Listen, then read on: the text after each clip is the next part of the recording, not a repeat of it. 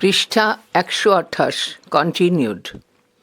প্রশ্ন 9, অসহযোগ আন্দোলনে 1 আগস্ট 1920 খ্রিস্টাব্দ থেকে 12 ফেব্রুয়ারি 1921 খ্রিস্টাব্দ নারীদের অংশগ্রহণ কিরূপ ছিল? উত্তর: সূচনা: গান্ধীজির আহ্বানের সাড়া দিয়ে অসহযোগ আন্দোলনে নারী সমাজ সক্রিয়ভাবে অংশগ্রহণ করেছিল। অসহযোগ পর্বে নারী আন্দোলন। 1. অসহযোগ কর্মসূচি পালন। কলকাতায় চিত্তরঞ্জন দাসের নেতৃত্বে বাসন্তী দেবী দাস বন্ধনী শুরু, চিত্তরঞ্জন দাসের স্ত্রী বন্ধনী শেষ, সুনীতি দেবী দাস বন্ধনী শুরু, চিত্তরঞ্জন দাসের ভাইঝি বন্ধনী শেষ, উর্মিলা দেবী দাস বন্ধনী শুরু, চিত্তরঞ্জন দাসের বোন বন্ধনী শেষ প্রমুখ কলকাতার রাস্তায় বিদেশি বস্ত্র বয়কটের আহ্বান জানান ও খদ্দর ফেরি করেন। স্বামী চিত্তরঞ্জন দাস জেলে বন্দী থাকাকালীন বাসন্তী দেবী বঙ্গীয় প্রাদেশিক কংগ্রেসের সভাপতি হন। চট্টগ্রামে অনুষ্ঠিত সম্মেলনে সভাপতির ভাষণে তিনি চরকার গুরুত্ব বর্ণনার পাশাপাশি অসহযোগ কর্মসূচি রূপায়ণের আহ্বান জানান। উর্মিলা দেবী চরকার প্রচলনে উদ্যোগ নেওয়ার পাশাপাশি নানা সভা সমিতিতে অসহযোগ কর্মসূচি পালনের ওপর জোর দেন। হেমপ্রভা মজুমদার চাঁদপুর ও গোয়ালন্দের স্টিমার ধর্মঘটে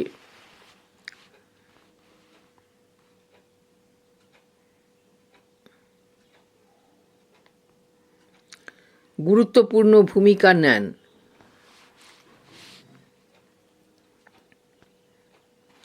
হেমপ্রভা মজুমদার চাঁদপুর ও গোয়ালন্দের স্টিমারে ধর্মঘটে গুরুত্বপূর্ণ ভূমিকা নেন।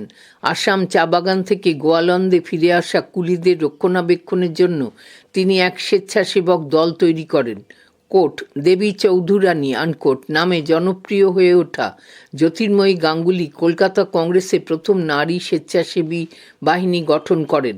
ঢাকার আশালতা সেন স্থানীয় মহিলাদের মধ্যে গান্ধীজির বাণী ও জাতীয়তাবাদের প্রচারের জন্য কোট গান্ডারিয়া মহিলা সমিতি আনকোট প্রতিষ্ঠা করেন। এই সমিতির মহিলা সদস্যরা মাথায় খদ্দরের গাঁটরি সহ স্বদেশি জিনিসপত্র নিয়ে ঘুরে ঘুরে বিক্রি করতেন। জানার আকাশ।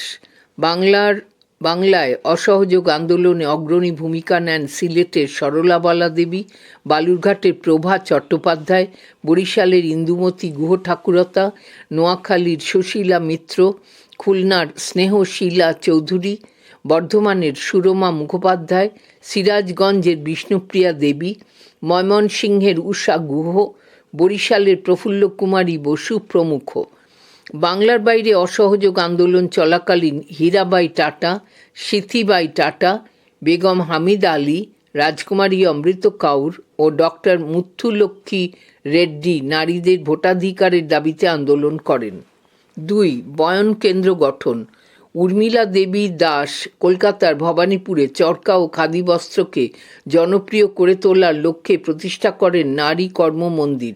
এখানে তাঁত বোনা, চরকা কাটা প্রভৃতি শিল্পে শিক্ষাদানের পাশাপাশি নারীদেরকে স্বরাজের আদর্শে উদ্বুদ্ধ করা হতো। আশালতা সেন ঢাকার গান্ডারিয়ায় শিল্প শ্রম নামে মেয়েদের জন্য একটি বয়ন কেন্দ্র গড়ে তোলেন। এখানে মেয়েরা খদ্দরের কাপড় বুনত। 3. অন্যান্য উদ্যোগ।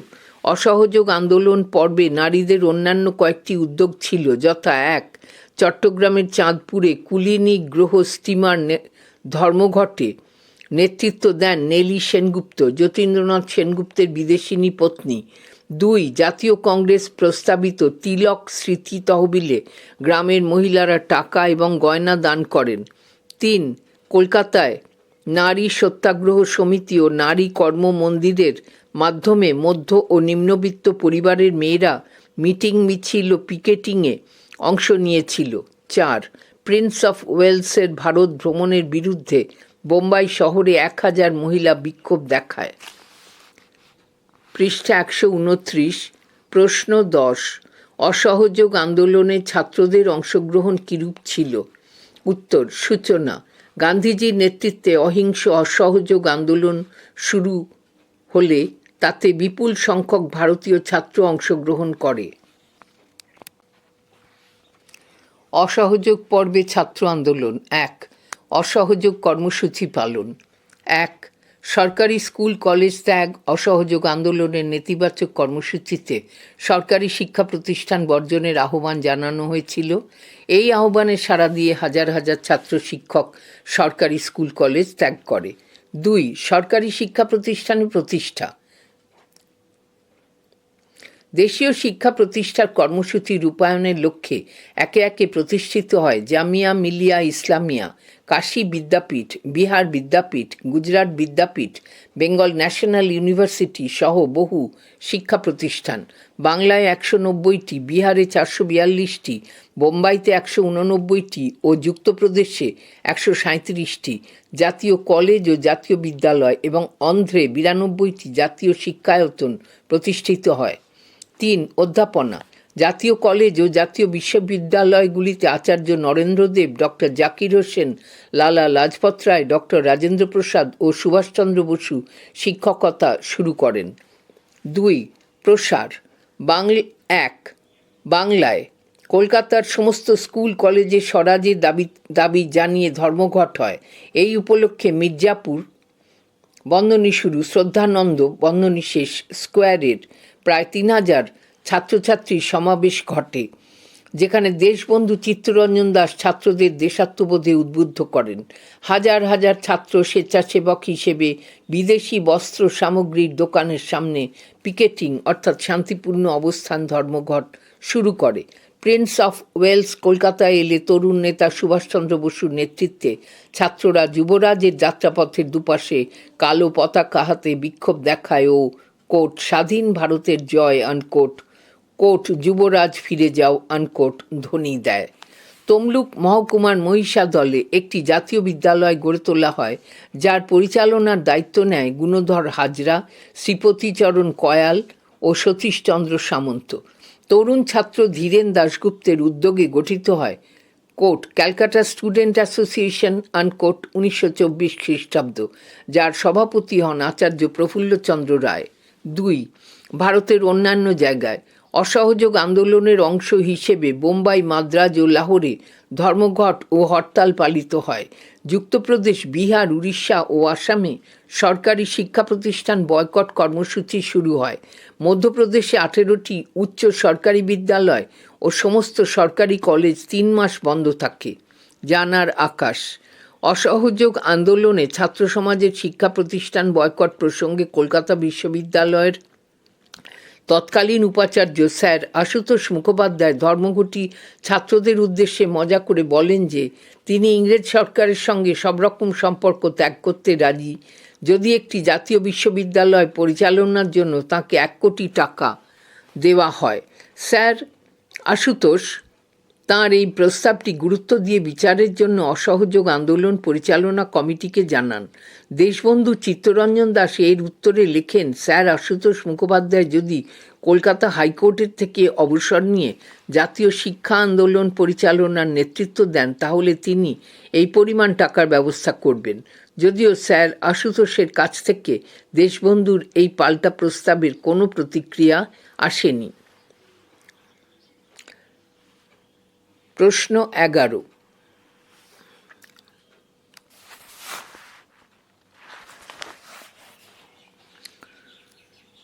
অসহযোগ আন্দোলন প্রত্যাহারের পর জাতীয় নেতাদের প্রতিক্রিয়া কী ছিল? উত্তর, সূচনা।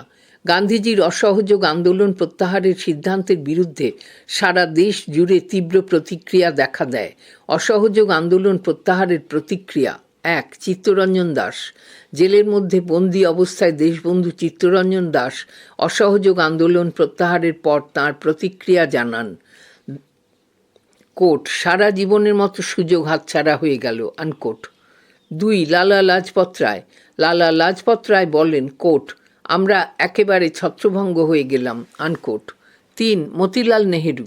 মতিলাল নেহেরু জানান, একটি স্থানের কিছু মানুষের পাপের জন্য মহাত্মা সমগ্র দেশকে শাস্তি দিলেন।